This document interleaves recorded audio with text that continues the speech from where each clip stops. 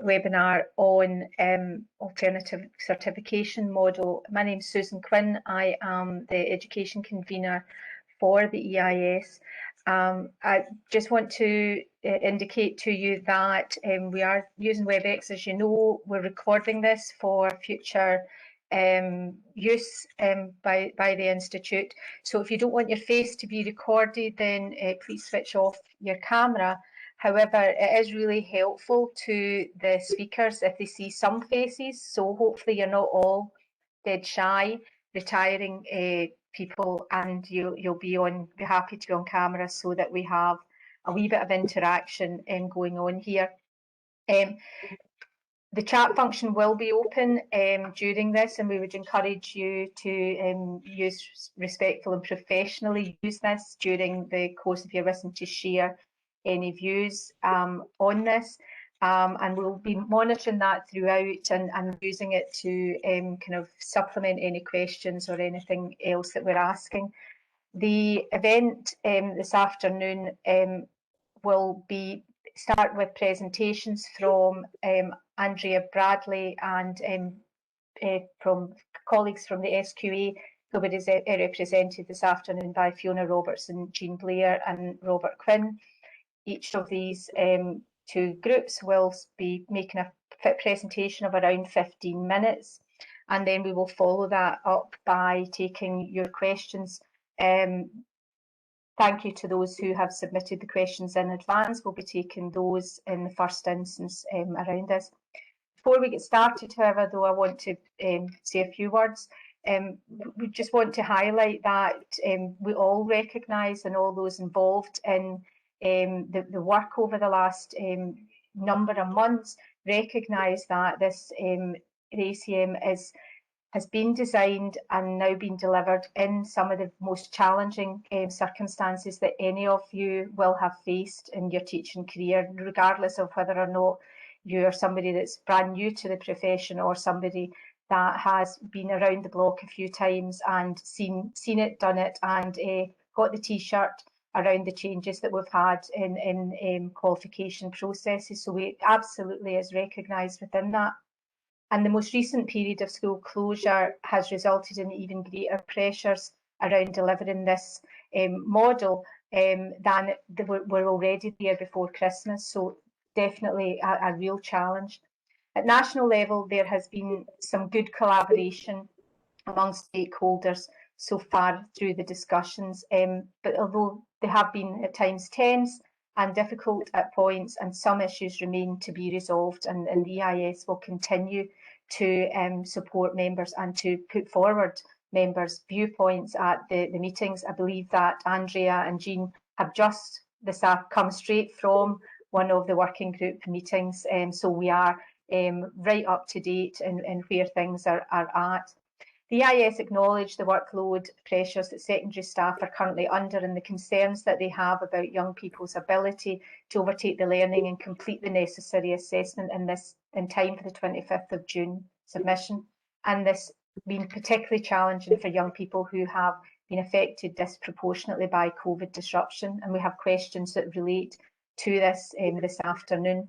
This teacher workload and wellbeing has been a key issue for us in all our work around the ACM, as have the young people's wellbeing and sound learning, teaching and assessment approaches amidst that many challenges that we face, and they will continue to raise these as the ACM rolls out over the coming weeks. So colleagues and EIS members, we hope will appreciate and understand that we continue to represent them on these matters right the way through to the 25th of June and beyond, in terms of how this is going forward at the moment. That all said, I'm going to pass over now to Andrea Bradley, Assistant Secretary for Education and Equality for the EIS. Thanks, Andrea. Thanks very much, Susan, for that. So as Susan said, we know that secondary teachers and FE lecturers are grappling with an incredible challenge at the moment in delivering the alternative certification model, and that pupils and students are under a lot of pressure to get everything completed on time. We know that teachers are straining to do their absolute best for their pupils, as they always do, and that it's harder than ever at the minute. So thanks very much to all of you for taking the time to attend this event this afternoon. I wanted to start off by giving some context and outlining the EIS position in relation to some key elements of the alternative certification model. So the General Secretary and I represent the EIS on the two NQ21 groups, me the working group and he the steering group. And we've both tried to make sure throughout the discussions since they began last October that the alternative certification model would enable the prioritisation of learning, teaching and sound assessment, and that it would be deliverable in a way that takes account of workload and the well-being of teachers, and also and their mental health and well-being. So a lot of things to try and balance here. So we understand that it might not feel like that for you at the moment when you're in the thick of delivering the ACM now, and you're supporting young people to try to do their best in very, very challenging circumstances within a very now truncated time window. Had the EIS been in charge of the process, would we have done things this way? No, we wouldn't have. So along the way, we suggested a number of alternatives. Initially, when the N5 exams were cancelled, we suggested that assessments could be conducted internally and marked externally by SQA colleagues. When the higher exams were cancelled, we suggested certification of S5 and S6 candidates only, or even that certification of S4 be delayed until the autumn or thereabouts. But in the run-up to an election, the Scottish Government was keen to see all young people certificated within this academic session, so we are where we are now. We also suggested that the national sampling exercise that's just beginning could focus on higher and advanced higher only, but this too was rejected as an option. So having come up with these various other suggestions and not having got too far with them, what's remained for us to do is to try to work with colleagues across SQA, ADES, colleges and Scottish Government, and in the steering group with parents and young people to try to shape the ACM as best we can in the interests of good learning, teaching and sound assessment, as Susan said, and related to that of course with teacher workload and well-being firmly in mind. We repeatedly pushed for additional time to be given over to the ACM at school level, and eventually the 2 additional inset days were granted by the Scottish Government. We also pushed for the reprioritisation of other remaining inset days so that time could be secured for local moderation activity, that being a key component of the ACM. We've aimed to have as much support channeled towards teachers as possible, and as many additional demands resisted, because we understood from the outset that what was being asked of you as secondary teachers and as lecturers was huge. But it's also important to say that the alternative certification model was designed on the basis that all of the education system would be working together and in support of the schools, colleges and teachers who are working directly with the young people who are trying to complete their qualifications in spite of the significant disruption of this academic session. So at local level, teachers should expect the full support of senior colleagues in schools and colleges. And in turn, head teachers and department heads should expect full support from the local authority or the college management as they endeavour to do all that they can to support young people in S4, S5 and S6 and in FE at this time. And the EIS has been clear that delivering the ACM has to be the key priority for schools this term and for college departments that are delivering N5 higher and advanced higher. Other priorities which don't contribute to the safe delivery of the ACM need to be stood down or additional resources made available so that they can be overtaken. Teachers cannot and should not be asked to deliver what is required by way of marking, moderation and the associated record keeping for the ACM and everything else that they would otherwise might have been doing within a normal academic year. So in schools, for example, supply cover should be being brought in to decrease class contact time with BGE learners for teachers who are in the thick of delivering the ACM, or a timetable change that doesn't absolutely need to happen this side of the summer holidays held over until August. Or administrative duties in a college department, for example, that are non-essential could be set aside or passed to admin staff where possible. One of the areas that we're on the case of currently is S3 SNSAs and collection of CFE levels data. We think it's absurd that the Scottish Government would expect schools, and especially secondary schools at this time, to be prioritising these things. And we wrote to the Deputy First Minister on this very issue last week, urging an urgent rethink. We've repeatedly said within the NQ groups that the time lost to the latest lockdown has really put the safe delivery of the ACM on a knife edge. Expecting teachers to deliver it and to carry on with everything else regardless just isn't acceptable. From an EIS perspective, as with all workload, the work associated with the ACM must be deliverable within the parameters of the 35-hour working week. Where teachers are fearful that workload will be unmanageable, or if they're already struggling with it, then a workload audit should be done. And it's helpful to do a workload audit working with others in the department if you can. Make a quick note of everything that's to be done for the ACM and any other tasks that you're asked to carry out. Estimate the number of hours required, and where the number of hours of class contact time plus time for preparation and marking plus collective activity time is more than 35, then there needs to be a conversation with your line manager around workload alleviation. And this might involve some adjustment of the working time agreement or possibly class contact time relief, depending on the roles of individual teachers in delivering NQ courses and the ACM. And if these conversations don't resolve the issue, then speak to your rep or the local association or branch secretary who will be able to support you further. For some EIS members, as well as the concerns about workload related to the ACM, there was unhappiness that the cancellation of the exams meant additional unpaid marking and associated moderation for them. Lots of the emails that we received round about that time were about payment for undertaking the assessment burden that would normally have sat with the SQA. So on behalf of those members, the question was repeatedly raised with SQA and Scottish Government, with the outcome that the Scottish Government agreed to make a £400 payment to teachers who would be involved in delivering the ACM. The recent media focus on the payment has maybe led to some misunderstanding that by accepting this payment, teachers' contractual terms and conditions relating to working time will be altered. This isn't the case. The normal mechanisms for workload control that I've already talked about remain in place. I think that the First Minister also caused a bit of confusion when she announced in the Parliament that the payment would be made pro rata. That hadn't been discussed anywhere before she said it, and we think was based on a misunderstanding of how school timetables operate, and of course has set some hairs running.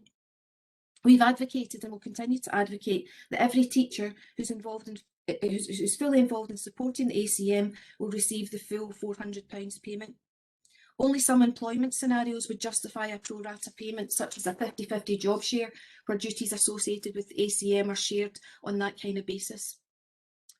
In terms of the features of the alternative certification model itself, I wanted to share with you the EIS thinking around some of the key principles. Firstly, professional judgment. From the outset and after the experiences of last year, we've tried to assert the principles of teacher professional judgment and the need for professional trust in teachers. The EIS is clear in its trust of teacher judgment and the need for the system as a whole to share that trust. We see teacher professional judgment supported by collaboration among colleagues as being central to the ACM process, and we envisage a longer-term transition to approaches to senior phase assessment that have teacher professional judgment at the heart. In terms of collaboration, as well as enhancing the strength of these judgments, collaboration around the moderation of assessment provides teachers with a degree of protection from pressure from students and parents or carers in relation to candidate results. And of course, collaboration needs time, and schools and local authorities and colleges should have been working together to create the time necessary for teachers and lecturers to undertake the necessary moderation.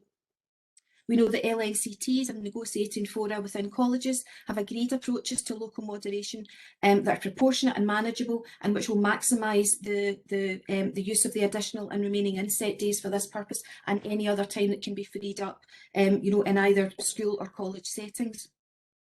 The EIS has also supported the premise that professional judgment should be based on evidence of demonstrated attainment. And again, this offers a protection to teachers who are making judgments and reflects the views of young people who were aggrieved last year at the use of the algorithm, which they perceived didn't take into account the assessment evidence that they themselves had produced in order to determine their grades. So the fairness principle is also at play here in terms of the requirement for demonstrated attainment. In terms of how the candidate evidence is generated, the EIS has been consistently of the view that schools shouldn't be running, or colleges for that matter, running their own high-stakes exam diets in lieu of the SQA diet. So the ACM has afforded flexibility to schools and colleges in designing their approaches to assessment in the interest of maximising time for learning, teaching and sound assessment, and in the interest of safety, the well-being of students, minimising inequity and managing teacher and lecturer workload. As you know, there's been some concern which the EIS shares that the scheduling of exam diets undermines this to a fair extent. especially when they're being run this early in the term, when really we should be seeing continuing support for young people around wellbeing and consolidation of their learning towards assessment that we think should happen later. We would like to have seen these take place as late in the term as possible to maximise young people's potential to perform at their best in them. So latterly in the NQ group discussions, the focus has been on extreme disruption to learning. Some of our members have been very concerned about the disproportionate impact of COVID disruption on certain groups of young people. So for example, those who've had to self-isolate multiple times, or who are going to be offered COVID-related reasons during this term and are just going to be left in a position where they're missing a piece of evidence to complete. So we've been exploring with colleagues in the groups how we might address this. One outcome of these discussions has been an enhanced offer from eSchool, where schools can refer young people at risk of non-completion for a bit of extra support, either during the school day or after school, depending on their individual circumstances. Head teachers received information about this last week, so if you'd be interested in that support for your pupils and haven't had the details shared, then approach your head teacher, who should be able to, to provide the details of that for you. The group's also looking at further potential contingencies, and we're hopeful of reaching agreement soon around this, so that as many young people as possible will be certificated for the work that they've done this academic session. The other area that we've been focused on most recently has been around appeals. As you know, there was a recent consultation on appeals and what an appeals model might look like in the context of the ACM. You will know from communications from the Education Department that the EIS advocated very strongly that appeals should sit with the SQA rather than be handled by schools, as was being proposed earlier on in the series of discussions that we've had about it. So the outcome of that consultation process has been that appeals will rest with the SQA, as would be their usual responsibility, but we're still ironing out some of the final details of what that might look like in the end. So I hope that's been a helpful rundown of the headlines on EIS priorities in relation to the ACM, and of course when the time comes around I'll be happy to say a bit more on some of these areas and some of the other areas that you've had questions on when we come to that part of the event. But thanks very much for listening, and thanks Susan. Thanks Andrea. A really helpful update for members on the work that yourself, Larry and others in the Education Department have been involved in on the behalf of members. We'll now hear from the SQA. I'm going to hand over to Chief Executive Fiona Robertson, Jean Blair, the SQA Director of Operations, and Robert Quinn, Head of Service from the Qualifications Division. And Lee's going to sort out the sharing of screens. Thanks. Good afternoon, everyone, and thank you very much for inviting us to speak with you this afternoon. It feels like it's an important discussion and an important time, actually, because I absolutely recognise a lot of what Andrea was saying, and in particular, recognise and acknowledge the huge challenges that you've all faced this year, and the huge pressures as you support. Both on you and as you support your young people, and with the cancellation of exams, it's obviously required us all to think differently and do differently, and I think Andrea's acknowledged the close working with the EIS and with others right across the system, so that it's very much a systems approach to delivery this year, and recognising all the challenges involved in that, but also the need, and indeed I think huge progress in the whole system coming together to deliver for learners. And I know that that's what you want to do. That's what you do every year, deliver for learners, and that's key this year in particular. I'm joined by Jean Blair, Director of Operations, and Robert Quinn, who's Head of Business Languages and English. And Jean's going to take you through just a short slide deck, just outlining the key elements of the model, some of which you will be very familiar with, and of course, building on what Andrea has said. We're happy to pick up on some or all of those points if that would be helpful to you. But I fully appreciate this is a really critical time. It's a very, very busy time. There's a lot of anxiety in the system, and we're continuing to engage with you in particular through Andrea's membership of the working group and Larry's membership of the steering group for NQ 2021, along with others, to work through those issues in the best way that we can. So I'll hand over to Jean now, and happy to answer questions thereafter. Thank you. Good afternoon, everybody. I hope you can hear me okay. I'm going to just share my screen.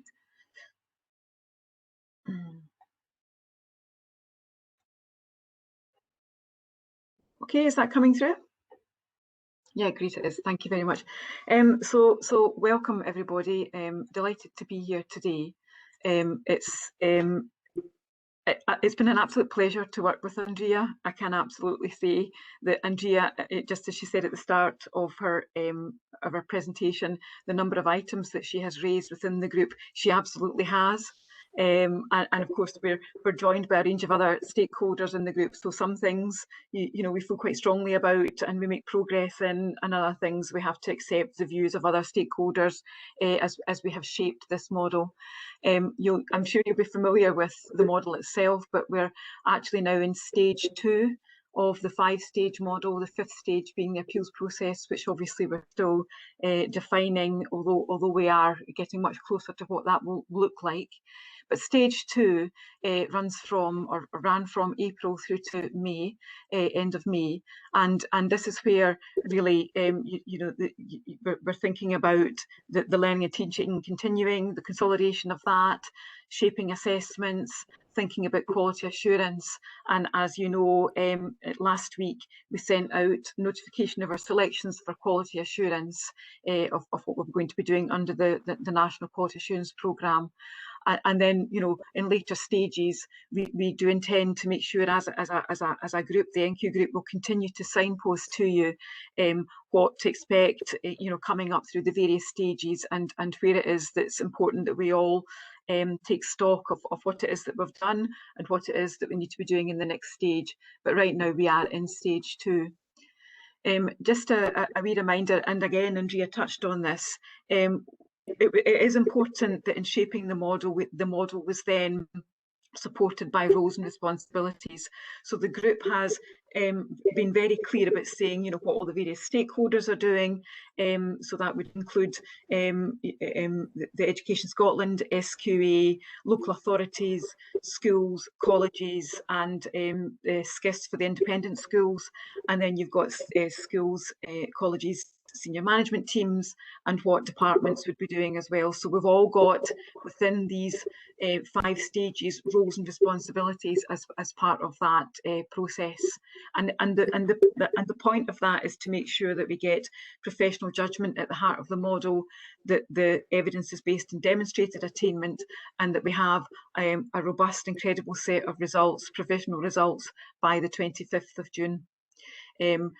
It's been co-created, as I've said. I've mentioned some of the partners there, but importantly, we also have young people represented by the Scottish Youth Parliament, and we also have the National Parent Forum of Scotland on the steering group. So we do have the learner and parent voice in this, and that's important, particularly when we think about equalities and children's rights and wellbeing considerations underpinning all the decisions and actions that we take here. We are, making sure that we can conduct impact assessments of the processes and decisions as we go.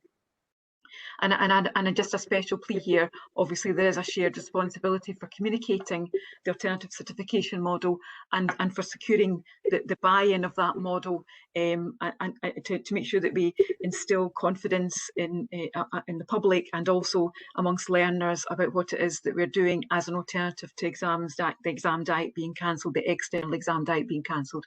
So we've all got a part to play there, and I will be touching on communications later on in the presentation. Work to date, you'll be aware that we spent a bit of time with subject experts, actually with practising teachers, working through modifications to the assessment requirements. That was followed an extensive consultation, and that was obviously recognising that there had been disruption to learning, and it's with a view to having maximised learning and teaching over the course of this year. We did publish a number of documents which are subject specific, and along with a range of assessment materials following the cancellation of the exams. And of course we've had an extensive programme of understanding standards and online events, and I know that those have been well attended and well received, so thank you very much for that. As I have stressed, demonstrated attainment is at the heart of the certification model, and as Andrea has said, that's really important, because it's about setting assessments, making assessment judgments, recording those, sharing progress with learners. It should be on familiar and comfortable territory, much more so than inferred attainment. So demonstrated attainment has absolutely been at the heart of this model. And of course, we then had to think about how that would be rolled out beyond National 5 into high and advanced higher, and updating all the roles and responsibilities and impact assessments when that happened. In terms of the quality assurance, prior to the submission of provisional results, it is important, and again, it's stated within roles and responsibilities, that it's not just national quality assurance here. It's about what happens in schools and colleges at the local level. Particularly if you're new into the department, how can you be absolutely sure that what you're doing is consistent with what other teachers are doing in the department? So it should really be seen as a really supportive process right from local level into local authorities, where local authorities apply for the state schools, and SQA. And SQA is also working a very supportive model of quality assurance. We are here to support in making sure that we arrive at the right judgments and do the right thing by learners. So what we're all working towards, as you know, is that we originally had a date of the 28th of May. It was moved to the 25th of June in light of there being some disruption and the need to make sure that we maximise the learning and teaching time. So provisional results are due into SQA by a later date of the 25th of June. And just to be really clear on this point, SQA will not be making any changes to the data. We do, as we do every year, a series of reconciliation checks to pick up on things where data might be missing or where there might be a transposition error that a centre's flagged, but we will not be making any changes to the data that's submitted for provisional results. And I think it's really important that that I stress that point. In terms of the National Quality Assurance Exercise, it includes all centres.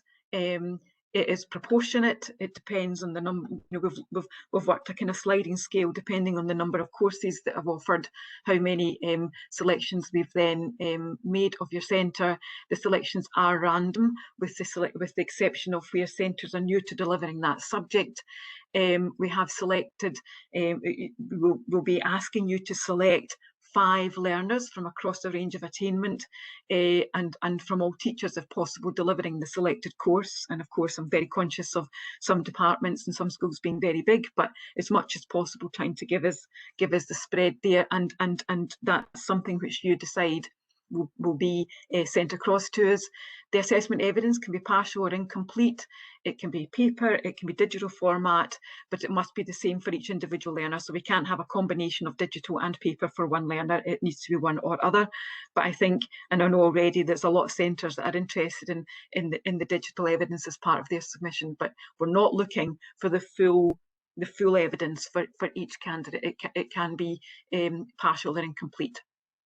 And we will be giving you subject-specific feedback. Where you have been selected in your centres for specific subjects, we will be giving you subject-specific feedback, but we will be providing key themes and messages for most subjects and levels, and that will be available to all centres, and we're aiming to have that done by the first week in June. So other key points then, just to highlight this, as Andrea has said, we did have a consultation and appeals. We know the strength of feeling of EIS members. Thank you very much for taking the time to complete the consultation. If you did, we do appreciate the feedback. It was genuinely a consultation. It did include a number of options and models, which are appeals processes, not just within SQA, but across other jurisdictions. But yes, it did have a range of models, some of which were more popular than others. We have made some adjustments to the assessment of National 4, as you know, and the added value unit assessment this session is optional. for those colleagues that come particularly from the college sector as well as delivering NQ provision, we have made a number of modifications to vocational qualifications. We do have a group that helps us. There is, just as we've got an NQ group, we've got an HN vocational qualification group, and Colleges Scotland and EIS and others are all represented on that group, and they have helped guide some of the conversations that we've had in that space.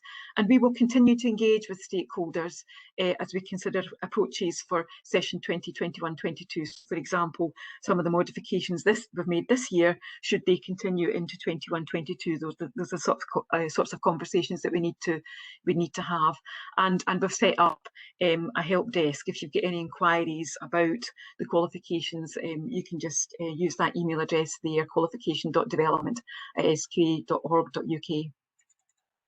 I touched on communication. I'll mention this very briefly, but it is important because I think it all again contributes to knowledge of the model amongst learners, parents, ourselves, other stakeholders, and it's really important as part of that we do hear the learner voice. They have rights under UNCRC, and the Children's Commissioner is taking a very keen interest in what we've been doing with the model and the appeals process. So they are represented by the Scottish Youth Parliament. We've got clear communications and have worked closely with the two representative stakeholder groups there to help shape some of those communications directly to learners and parents. Again, published a lot of vocational qualifications guidance out to schools and local authorities, and we do have a dedicated web space for NQ and HN VQ provision in 2021. There's ongoing promotion of understanding standards materials and the subject guidance, and again, folks, please take advantage of that, because learning and teaching should continue up through to the end of the session. And we will, in fact, and we did publish further guidance on the National Quality Assurance. So if you go onto our website, you should be able to access that. Okay, that was published on the 23rd of April, along with further guidance on the Provisional Results Service, which has actually opened today. We've provided further updates to centres ahead of the stage 2 for the ACM. That was on the 13th of April. And that was really to reinforce some of the messages that Andrea picked up on, saying demonstrated attainment, teacher professional judgment, making sure that it's the quality of the evidence, not quantity, that you don't have to replicate, the full boona of exams and invigilation and all those sorts of things. It's making sure that the assessments are flexible according to the conditions which we've said for the subjects. So we're really trying to make sure that those messages were reinforced as early as we could in April for schools returning after Easter. We've had ongoing communication with our appointees, and we're here tonight, but we are engaging with other professional associations, SLS, NASWIT, SST and others, for example. And as I've said, the consultation on appeals has also concluded as well. So that's all that I think we want to say from SQA, and like Andrea, very happy to take any questions from colleagues here tonight. Thank you very much indeed. Thanks, Jean. And so we are now moving on to the questions section of this afternoon's webinar. We have a number of questions that were submitted ahead of time. As I said, a couple of our colleagues have indicated that they are happy to have read their question out themselves, and then in other cases I'll be reading out and letting you know. We have grouped these together into themes, and I will advise who the questions are directed to. The first questions, so if you've indicated ahead of time to Andrea and the team that you're happy to give your own question, can you make sure that you put yourself off mute? And it would be really nice if you were able to let us see your face. I see Alan has done so, and so I'm going to pass over for our first two questions, which are on the theme of workload and come from Alan Crosby at James Gillespie's High School. Alan.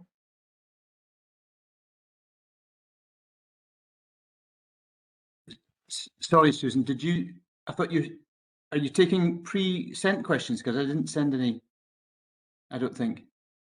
You did send two questions on, yep. Sent one question, Susan, sorry, the other one came from someone else. Alan sent the first question. So, right, my apologies. You've sent one question, Alan, and then the other one's from elsewhere. It doesn't have a name attached to it, so sorry. You have sent one question on assessments, on workload. So if you want to use that, and then I'll read the other one out so we can take those two together. Well, I've forgotten what I sent in. I was going to ask something else. Oh, well, you can't ask it. Well, let's not ask anything else at the moment because I've got a whole host of them to come through, and if we get to the end, we'll come back to them. So smooth So as if you ever. ask what I sent in, I'll ask and I'll come back to you later on in the if we have time. Okay. So it's Alan's been a first long question- term. I'm sorry. No, I absolutely appreciate it. First question from Alan is to both the SQA and to the EIS. Is a basic, straightforward one. How are we supposed to manage the workload of the ACM? And from another colleague around the same area, does the panel believe that the alternative assessment model can be delivered by any teacher, particularly principal teachers, within the 35-hour working week? The layers of moderation, individual assessment, associated paperwork and verification quality assurance would consume this time without considering that the teaching and learning of all year groups needs also to continue. So not a shy one to get you started on. So who would like to get us started? Andrea? I'll lead off on that one. Thanks, Susan. So I suppose the first thing to highlight is that the ACM was designed pre-Christmas largely, on the basis that it would come into operation after Christmas, and then of course we had the second lockdown, which was unanticipated, and we've ended up with a really kind of compressed timescale within which to do all of this. So ideally, we wouldn't have been kickstarting this process post Easter holidays. It would have been post Christmas holidays, and because we ended up in that position, one of the significant accommodations was the extension of the deadline of the submission of the provisional results. Originally, they were supposed to have been submitted at the end of May to allow a more maybe kind of like layered quality assurance process to take place at that time, but because we understood that a huge amount of time had been lost in terms of like the face-to-face learning that young people would experience because of the second lockdown, there was the move to extend the deadline to the 25th of June, and we know that doesn't entirely compensate for that lost time, but certainly 3 weeks is a long time in COVID land. Everybody knows that 3 weeks can a lot can happen in 3 weeks. From our point of view, what we've advocated is very much a collegiate approach to delivering this. I mean, there really has to be a strongly collegiate approach, kind of in the spirit that both myself and Jean have outlined in terms of what's happening nationally, but at school level, everybody has to be helping one another in order to deliver this. It's not something that teachers can deliver single-handedly or unilaterally. It's about departments pulling together. It's about cohorts of staff pulling together with the full backing of the SMT, with the full backing of the local authority, college management, if you happen to be in the FE setting. So I think that's absolutely crucial to getting, to giving things a chance of working in the first place. But then when difficulties emerge around workload, as I said in my opening, I think it's really important that people don't forget the kinds of mechanisms that we use to tackle workload under normal circumstances. So workload audits, we're relatively familiar with them. We've had to use them before in relation to actually SQA related workload issues. And we would use that data, the data that's gathered in an audit process in order to discuss with senior management or a line manager the need for either additional staff or alleviation of other duties in order that the priorities within the ACM can be delivered. And at this time, there really can't be additional priorities springing up or, a kind of continuation of a business as usual approach, because it is absolutely not business as usual.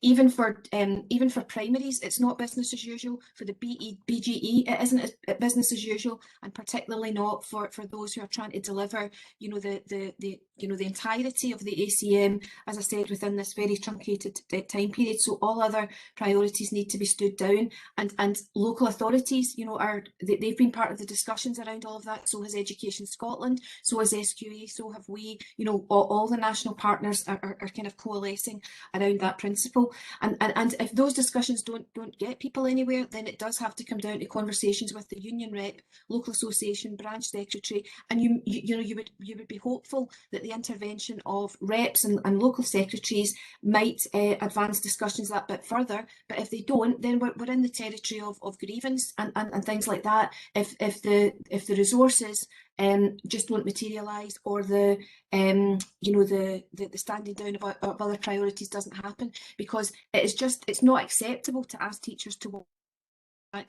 without additional payment for that, and so so these are all the things that we would have to resort to in those circumstances.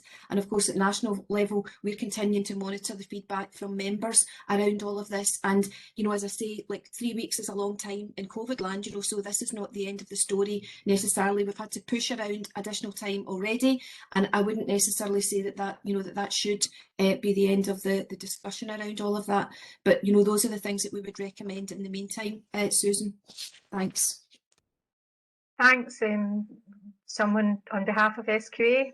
Yeah, Susan, I can come in if that would be helpful. I mean, I think and I agree with a number of the points that Andrea has highlighted. I think it's absolutely fair to say that there have been some constraints on time on the basis of the issues post Christmas, and we extended the deadlines as much as possible. I think we'd all acknowledge that it means that the whole system is doing different things, and this year, and that the point about collegiality, and that the system working together, and schools and within that, schools working together to deliver on this is crucial. I mean, under normal circumstances, you would be supporting your young people throughout the year in preparation for an SQA exam, and as I say, I appreciate that this is a more immersive experience, because you're involved in that in that ongoing assessment in what is quite a constrained time frame. When I think we've tried quite hard to acknowledge that disruption to learning and the impact that it has on teaching staff, through the modifications to assessment, to the extension of deadlines, the focus on quality, not quantity, so of evidence, and hopefully the supplementary materials and guidance that we've provided around making judgments, the understanding standards, events, etc., have been helpful in all of that too, and we're here to help as well, and I think that's important. But I think we're acknowledging, that there are workload concerns, and we've heard them, and we've done all we can to address them. Okay, thank you. Moving on then to the next question, and our next theme is around assessment, and a few questions that are for the SQA. So I'm going to ask them one at a time to give you that opportunity. The first one comes from Aisling Gallagher from Whitehill Secondary School. If a pupil has repeatedly been off self-isolating and has therefore, for example, missed a significant amount of one aspect of the course, is it permitted to give greater weight to the parts of the course they were in attendance for?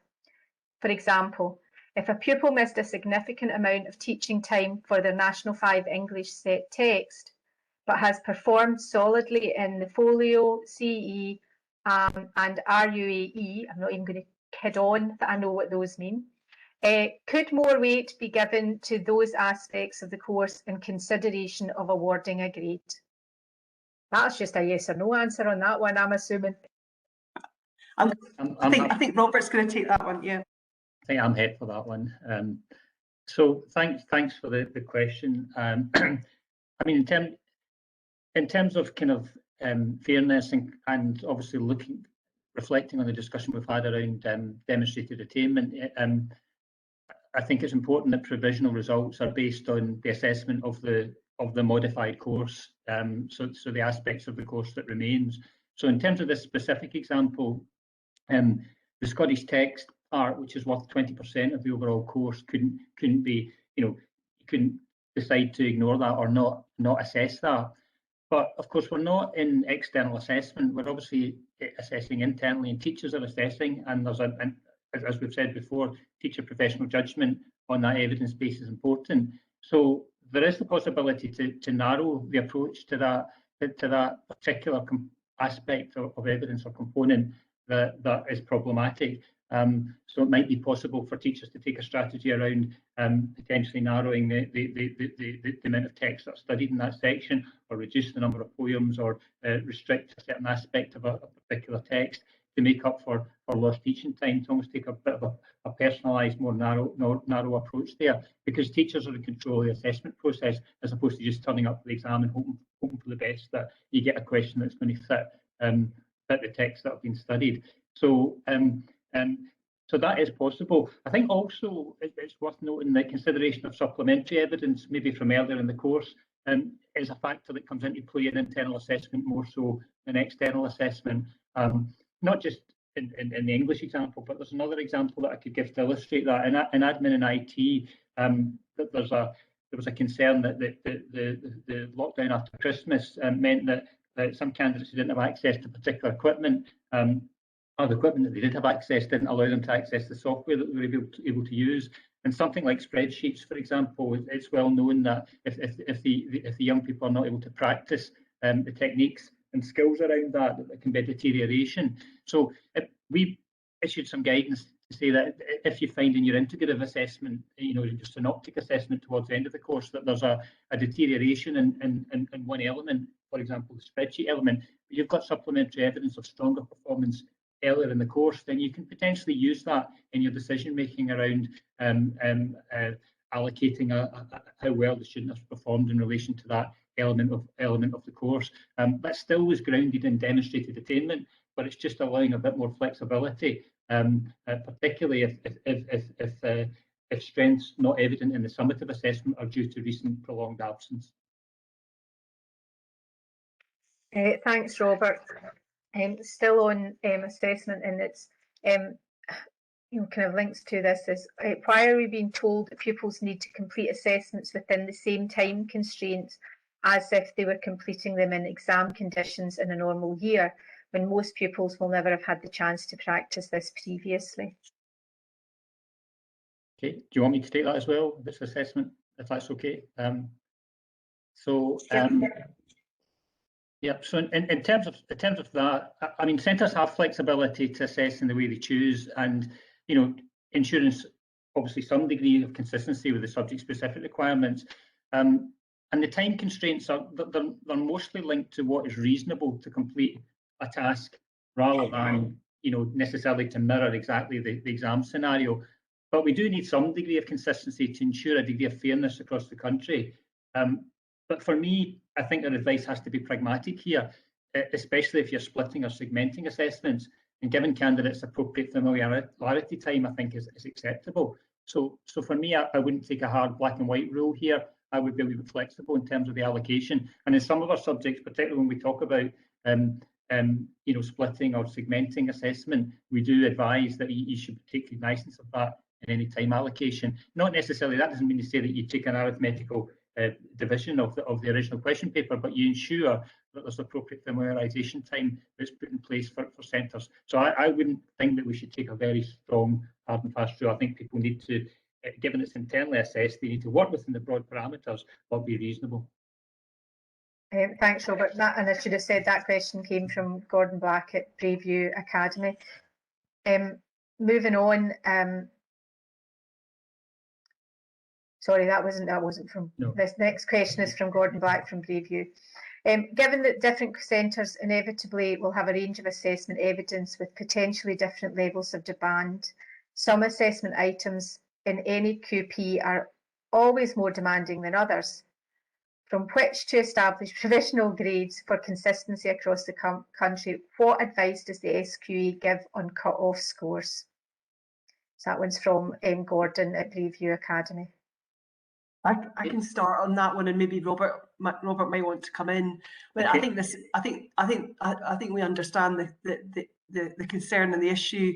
I mean, it's not been possible to provide cut-off scores on the basis that, you know, the assessment materials that we've provided have not gone through the normal kind of grade boundaries kind of standardisation process.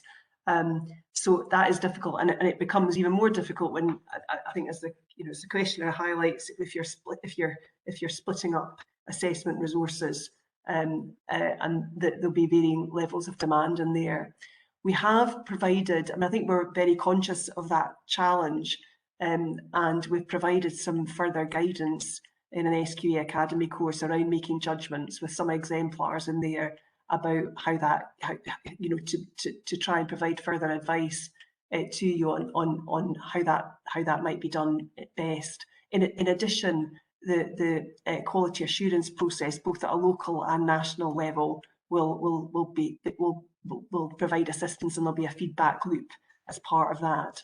The understanding standards materials are critical here as well at a individual course level. So I hope you understand the challenges around the issue of cut-off scores, but we've tried to provide some advice around that on the basis of the kind of uniqueness of this year. But Robert might want to come in here, given his experience around grade boundaries in a normal year. Yeah, thanks, Fiona. Yeah, just to obviously echo that we can't, with internal assessment, you can't replicate that specific aspect that you have when everybody's sitting the exact same assessment within the exact same time on the exact same date. I think for me, it's also complicated because we might have a basket of evidence for candidates, and you might even have some candidates with different evidence across the same class and cohort. You know, particularly if you're maybe taking some additional strategies to deal with candidates that have maybe been disrupted or self-isolating, etc. So putting a numerical value on it is not always the best approach. However, it is a useful guide. I mean, if I was still in the centre, I would probably be using a kind of notional cut-off as a broad guide, but I would be looking at the evidence against the grade criteria, against the understanding standards exemplification, and I would be reflecting on whether this is an A candidate, a C candidate, a B candidate, a D, and so on, and taking that into the discussions that we have in terms of any kind of local moderation that you have. But essentially, if you feel that the assessment approach you've created is more or less demanding than expected, then there is the ability to take that into account within the grading process.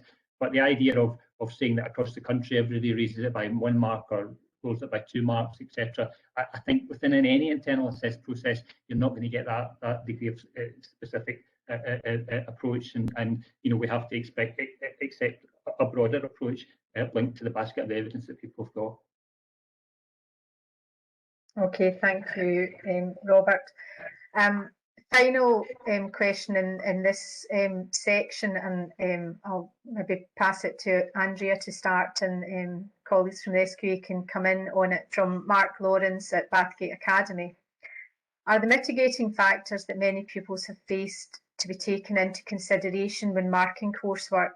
For example, is there the possibility of best case scenario, bearing in mind that pupils have been absent from school for a longer period of time in the present year than in 2019-20 school year, when best case scenario was implemented?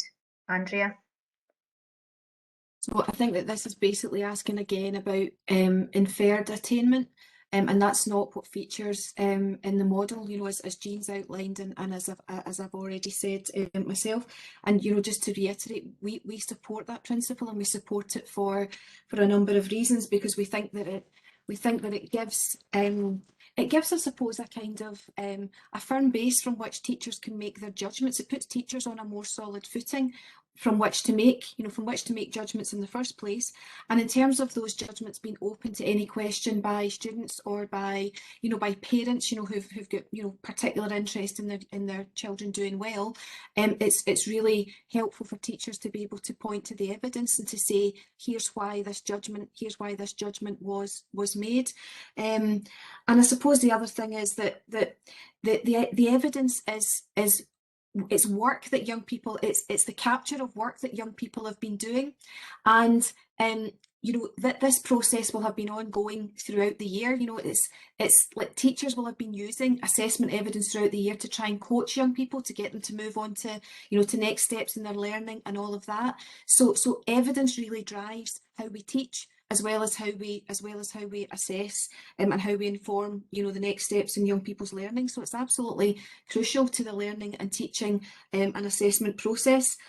From a young people's perspective, young people, as you know, last year were very, very angry that, well, for many of them, the results that they had obtained as a consequence of teacher judgment were downgraded because of the application of an algorithm that basically said that because certain cohorts of young people were from particular postcodes and because of trends data, you know, within those schools, then results had to be adjusted, and young people were very, very unhappy about that. So this is a way of you know, preventing a repeat of that kind of scenario. And one of the things that we've said throughout the discussions is that young people's assessments do need to be based on evidence, and there has been a bit of discussion about, you know, department heads and head teachers looking back at the school's trends data to help inform their thinking about what the judgment should be for this year. And we've urged caution repeatedly around that, because while of course you do need to keep an eye on,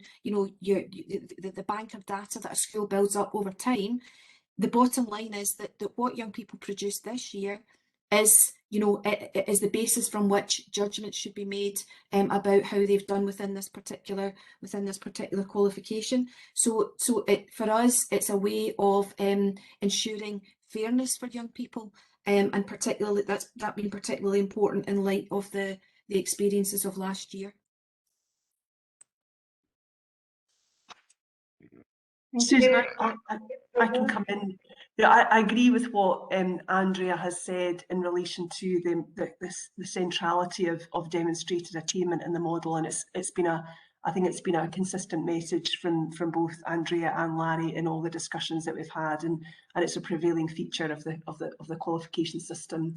And you know, and the evidence rules, if you like, evidence is key.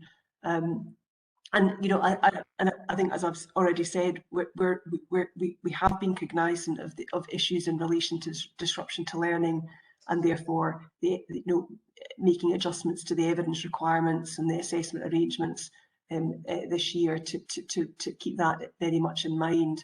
But that central principle of demonstrated attainment is very important.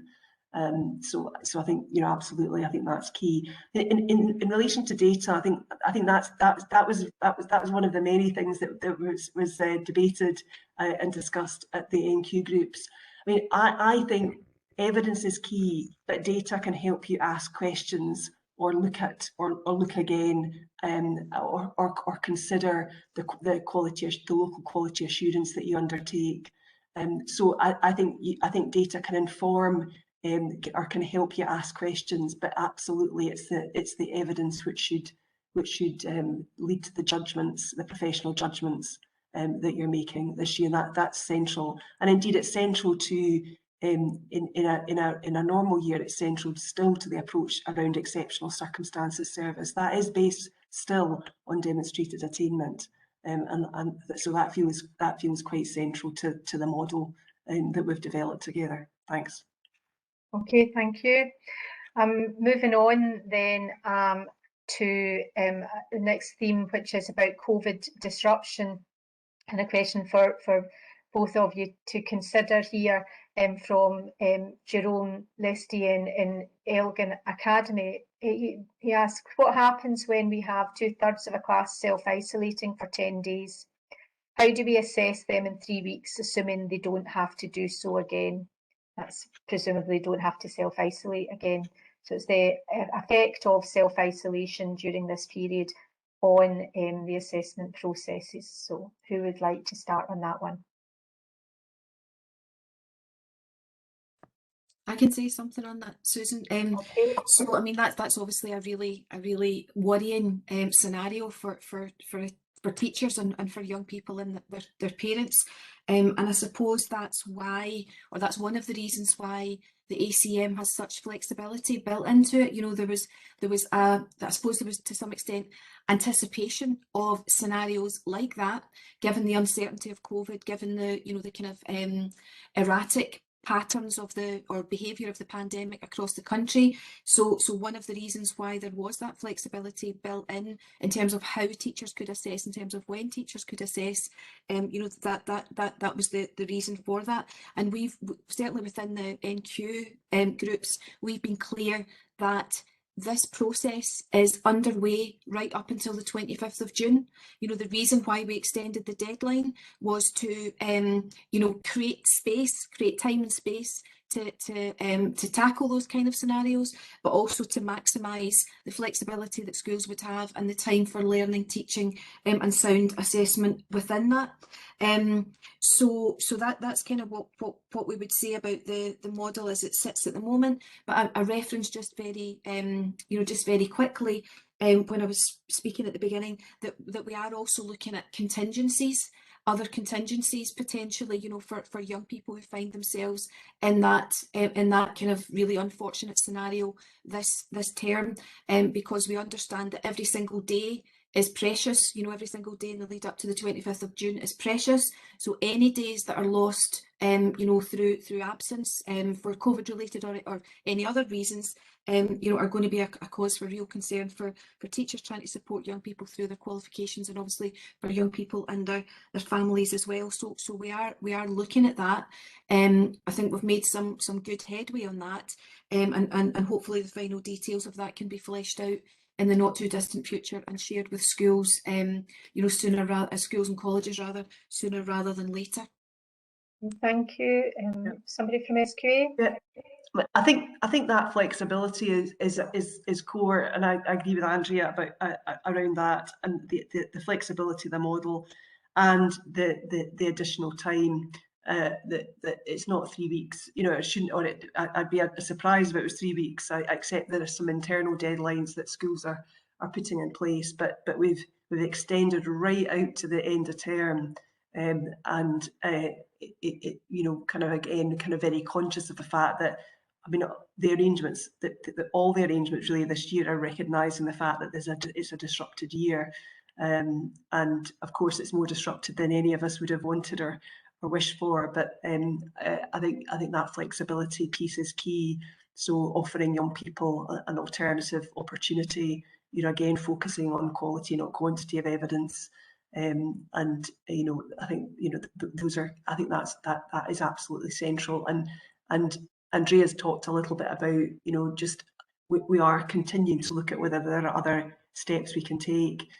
She mentioned the additional support provided by Education Scotland around and eSchool around, particularly around lost learning and teaching, and you know, I think we're pursuing whether there are other avenues that we can look at.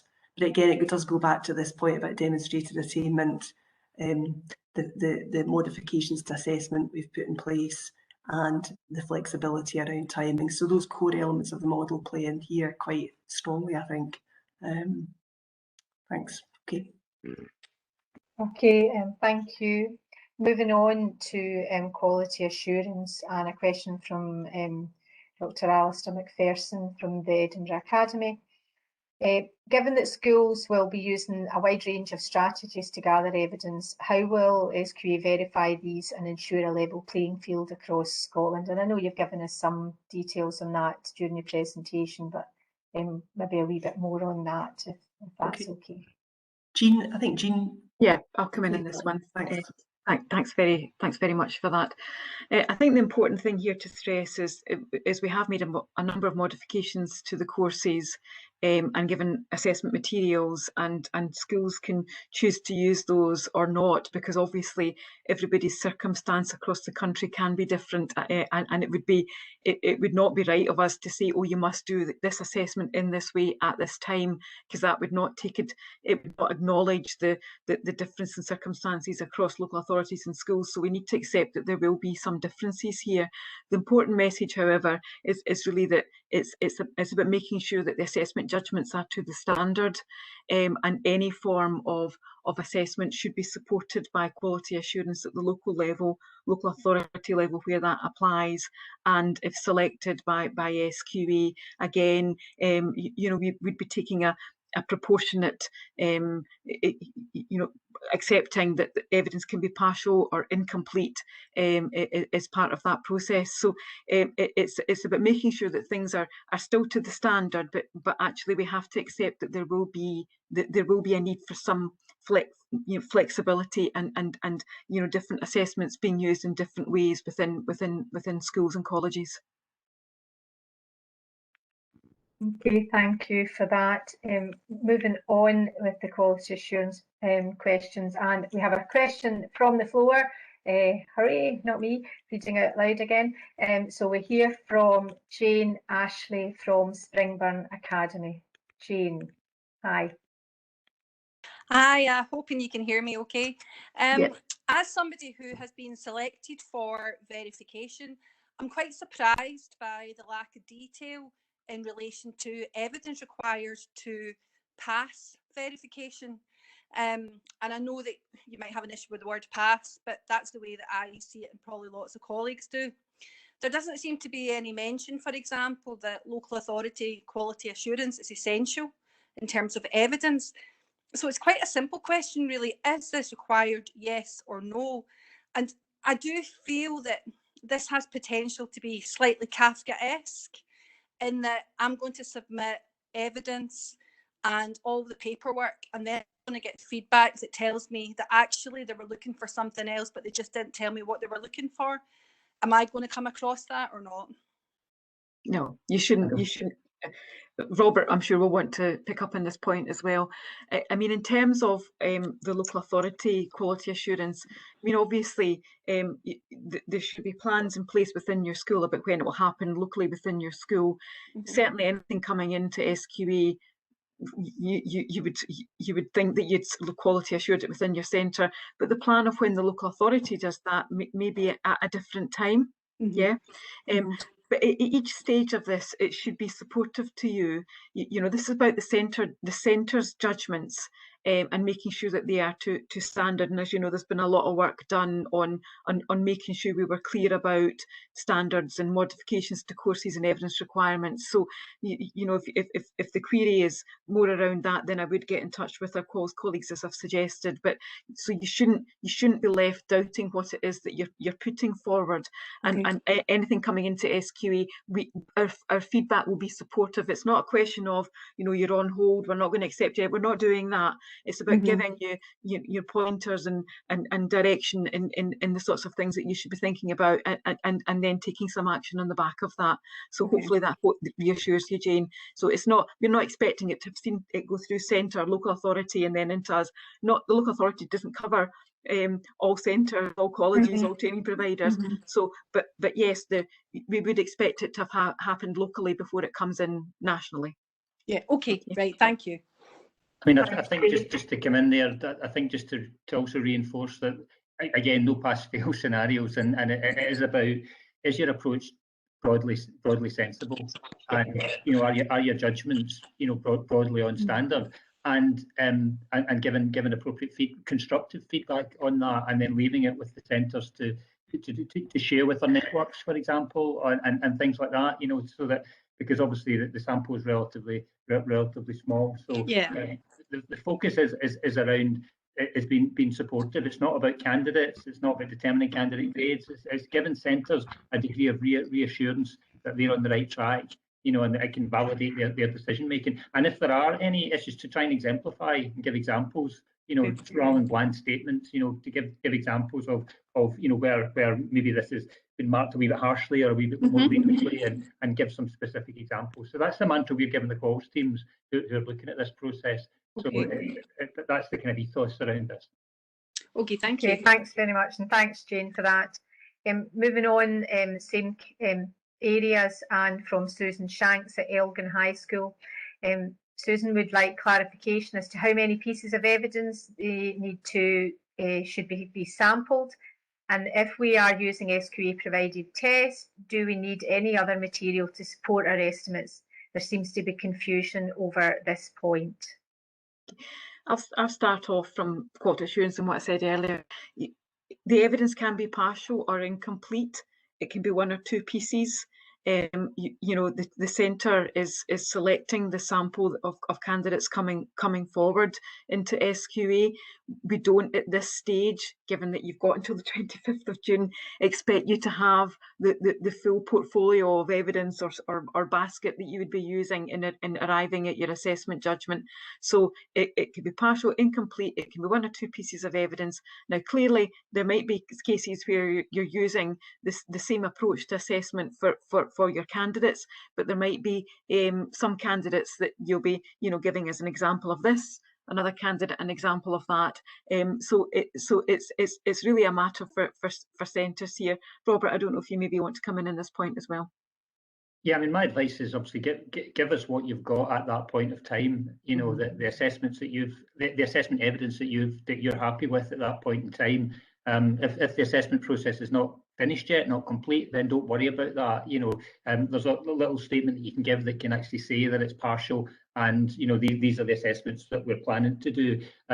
So it's essentially that's the key thing for us. I mean, if you have the other thing, I suppose, is if you've got evidence that's maybe not the final candidate evidence, that could still be useful. Your subject like music, for example, you might want to give performance evidence, but there might still be some further performances to happen or some pieces to be played by those candidates, and that's not a problem. It gives us something to be able to give you feedback on your judgments, and that's the key thing here. Okay, thank you for that. Our next question in this area comes from Callum Mitchell at Largs Academy. And maybe start with Andrea on this one, and then if SQA colleagues have anything to add to it. Are there any circumstances in which a class teacher's grade for a student could be modified by another member of staff before submission? For this one, Susan, I probably echo some of the things that I've already said and some of the things that SQA colleagues have said. So, the ACM is designed to include professional collaboration. So teachers should be working together around this rather than it be about, teachers handing in their homework, as it were, with their list of results to someone else for marking. It's about working together to arrive at judgments that are fair and accurately representative of young people's attainment, at that particular point in time. So again, I would stress the importance of a collegiate approach, and that working together on cross-marking and moderation is intended to be a supportive process. It's about colleagues working together, to give informed thinking about, what the evidence is telling them about a young person's learning and achievement and attainment at any given time. And as SQA colleagues have said, the national sampling exercise is also intended to be supportive. It's intended to, to provide guidance to schools or departments around, the accuracy of their judgments, and if they're being, as Robert said, too lenient or too harsh, and making suggestions as to how they might adjust, the marking, in order that young people get what they rightly deserve come the submission of provisional results.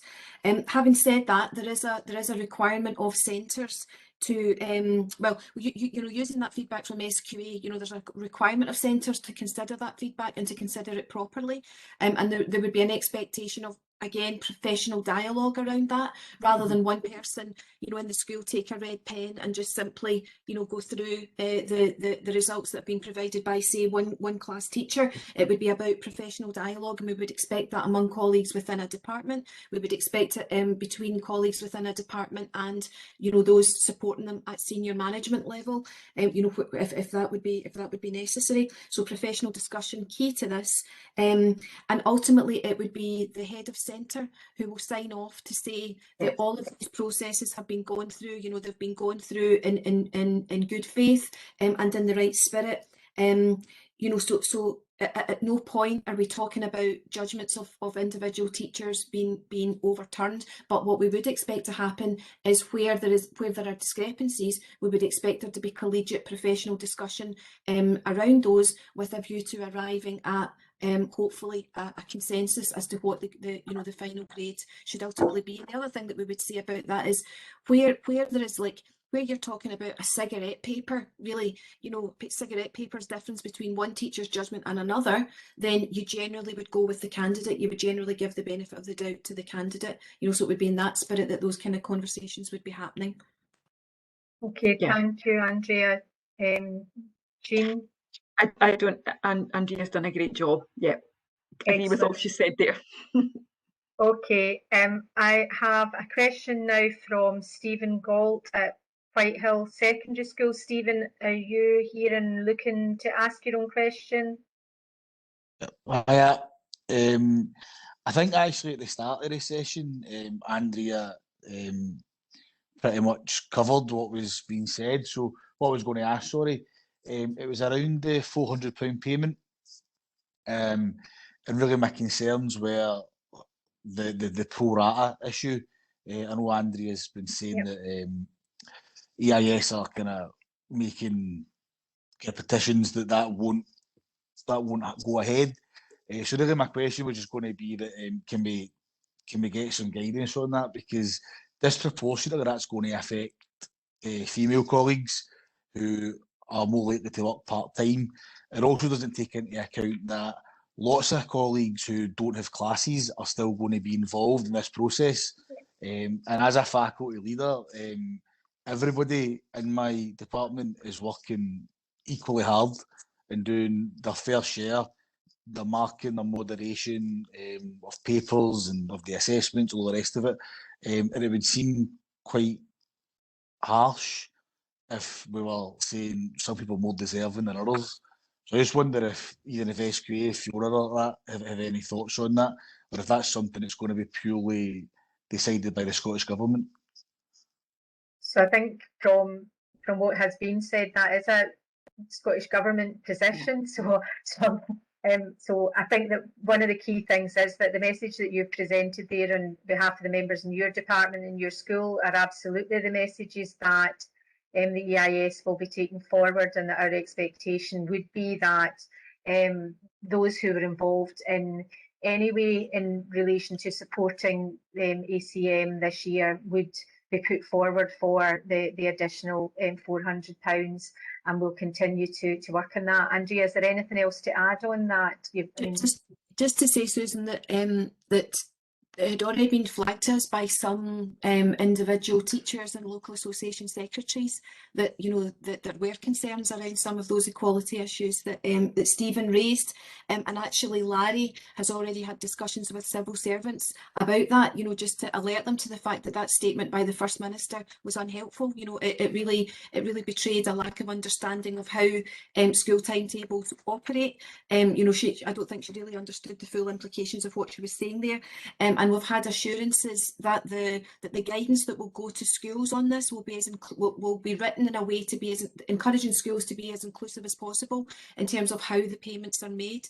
And what Stephen has described there in terms of his department's approach is exactly what we would want to see, so that everybody's hands are to the wheel, or, you know, to help deliver the ACM, whether they're teaching NQ classes or not, because we know that the burden for for class teachers who are, you know, planning the learning, delivering the learning, doing the assessment, marking the assessments, you know, for their own young people in their classes is already significant, you know, given the very tight timescales that we're working to. So that sounds like a really good approach that Stephen's department has taken there, and absolutely we would want to ensure that every single person who contributes to the ACM gets this token payment from the Scottish Government in recognition of that. And the only circumstances where we would see there being like payment made on a pro rata basis would be around, for example, where you've got 50-50 job sharers who have genuinely 50-50 responsibility for delivering their part of the ACM. So it would be under those circumstances that you would see pro rata type payments, but not generally across the board. Thank you for that. Thanks very much. Cheers. And I suppose the point to you all is that if there are any challenges around that particular area or anything to do with this, as Andrea said during her opening remarks, you should be taking these to your school rep to try to see what can be done within your establishment, but also to your local association secretaries a note in the chat, a question or a comment around the fact that, and Jean I think alluded to this, that the 25th of June has been set as the deadline, but some local authorities appear to be setting deadlines at the beginning of June so that they can address their internal things, and it's always these fake deadlines that cause more problems. And Dean and Robert in particular, and Fiona more recently will have heard us regularly talk about the fake deadlines that are set by schools and the local authorities to try to address to deal with SQA1. So any of these issues that are putting blockages or barriers to you being able to do things properly, then we would absolutely suggest that you bring those forward to your local association. I have one final written question, and then I'm going to come back to Alan Crosbie just to give his final question on this. This question is for Andrea. It's from Andy Leto in Monifif High School. My goodness, our questions have come from all over the country. Does the EIS see that the ACM offers an opportunity to look at the assessment in all its current formats for the future of upcoming cohorts of our young people across Scotland? I think I know the answer to that one. Andrea. Yeah, you do, Susan, you do, absolutely. So the answer is definitely. So this for pragmatic reasons, but also philosophical reasons. So I'll deal with the pragmatic reasons first. I think that the experiences over the last 2 academic sessions have shown the vulnerability of our qualifications that are reliant on external exams to disruption of the kind that was caused by and continues to be caused by the pandemic. So for pragmatic reasons, I think that we need a rethink, but also for philosophical reasons, and this is something that the EIS has been focused on for a few years now. We've been talking about senior phase assessment and the gaps between what was intended for the senior phase of CFE and how it's been experienced by young people and by teachers. Where we've very much continued to, our schools by and large have very much continued to stick to the the kind of 2+2+2 model of qualifications delivery that really originated from O-grade times, which was years and years ago. So we really need to support schools to move to to a different way of seeing the senior phase. I think currently in Scotland it's only 16% of schools who've been able to make a shift from annual patterns of presentation to 2-year exit qualifications, with all the benefits of sort of like curricular wider curricular experience that comes with that. From our point of view, we're very much sort of in agreement with the original design principles of CFE, that there should be minimal formal assessment.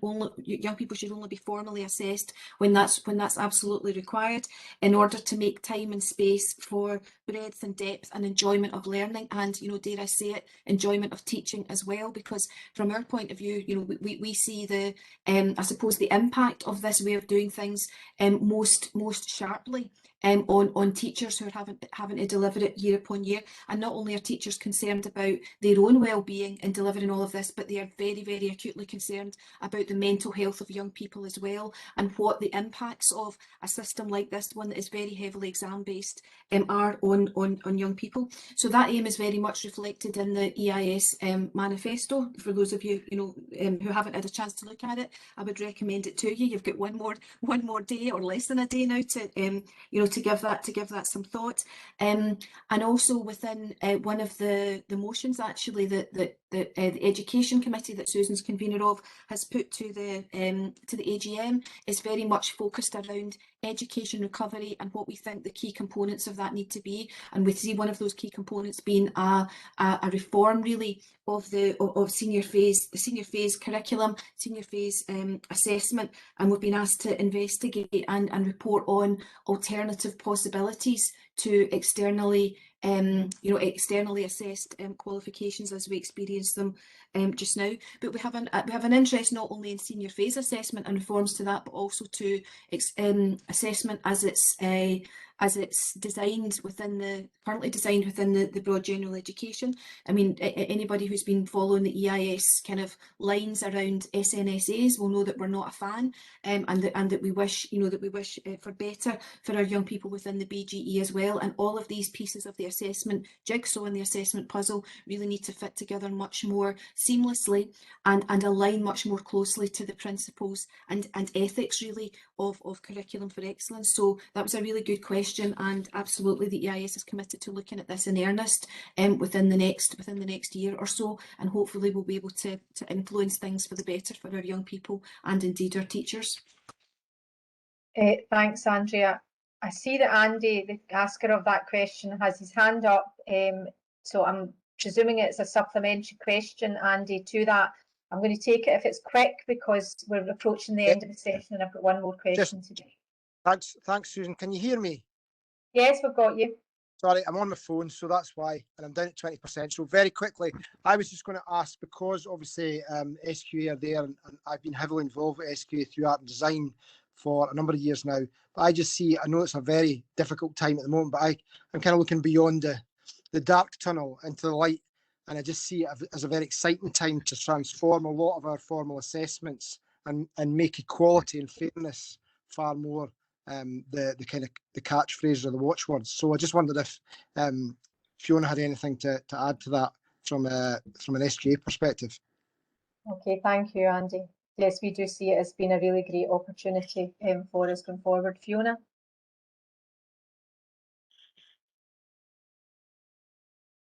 Thanks, Andy. I mean, you'll have to forgive me for not getting into issues of policy at this particular moment.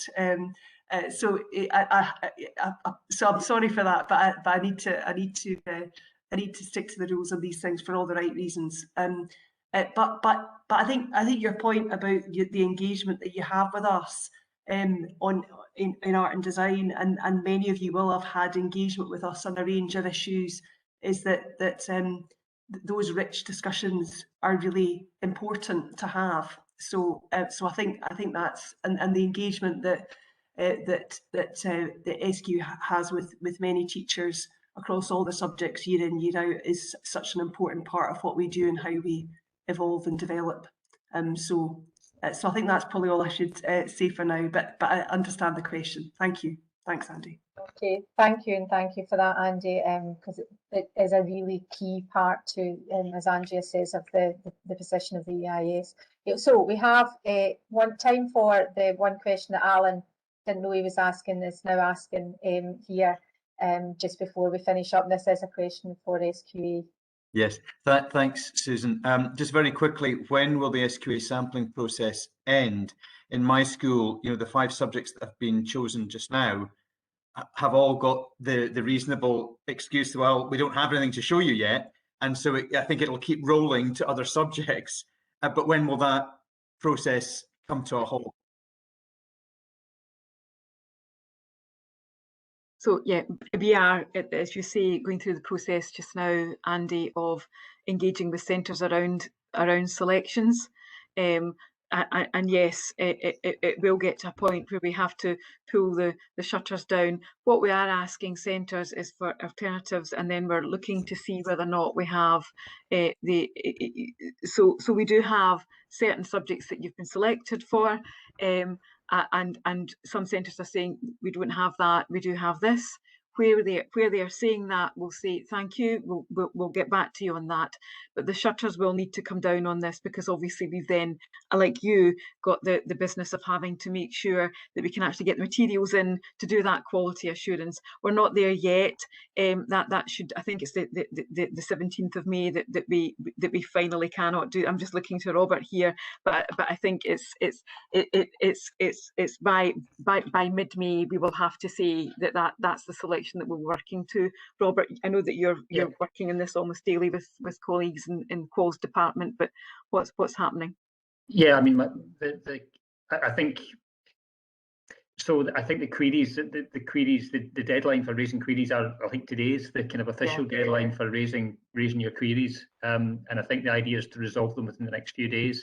So I think it's even earlier than that. Actually, they're trying to resolve things and bring as you say, bring the shutters down so that we can, appropriately allocate make sure teams are staffed up and appropriately allocate resources to appointees and stuff like that. So I think there's a collective effort to try and resolve all outstanding queries as ASAP as soon as possible. Certainly no longer than mid-May, but I actually think it's earlier than that. You know, trying to get it locked down as soon as possible. There might be some deselections as part of this process. That has to be the reality of it. You know, you can't always just, you know, might not always be able to be added as an appointee resource. There's a number of constraints. It's quite a balancing act operationally, you know, to sort that out. But I think it's all hands to the pump as soon as possible to try and get it sorted so that there's clarity for everybody.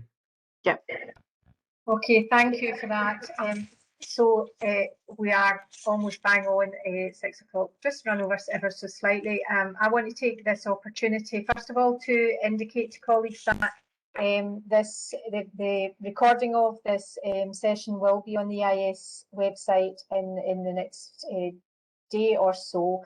That will allow you to reflect and go back with yourself or with colleagues on the questions asked and the presentations made. We will make available on the website alongside it the presentation that Jean used, and Andrea's notes around hers can be made available. So we have that available for colleagues who were unable to be here tonight, or those who were here tonight but are needing to revisit it for part of their local discussions. As I said earlier, I would highly recommend that if there are any issues that you raise them locally with your local association secretary. They will be in discussions at the LNCT around how processes are being developed in your area, and it's really important that you don't wait around thinking things are going to get better and maybe they don't, and then you find it's too late. Can I take this opportunity to thank all who took part in this, to Andrea and the team in the Education and Equalities Department, and in particular Lee, for all her support, tech support this time, Lee, in terms of all of the other items that are there. To the team from the SQA, Fiona, Jean and Robert, for coming along. We know that this is an interesting time for us all in the profession, and the ACM is certainly something that is going to keep us busy until the 25th of June and potentially a bit beyond that, but there are opportunities there. I want to finish by also thanking everybody who has attended today, for attending, for taking part in this event and making it something that is possible, for asking the questions that your colleagues in schools and FE colleges are asking us and each other, but also for all the extra work that you are doing during this time to support the young people that you work with. We absolutely, the system couldn't do it without you, and personally and within the EIS, we hugely appreciate all of the efforts that you do. But thank you for coming along. I hope that the sun is still shining where you are and that you'll be able to get out and get a wee bit of fresh air. But thanks very much. Good night now. Thanks very much. Thanks very much. Thank you. Bye. Bye. Bye everyone.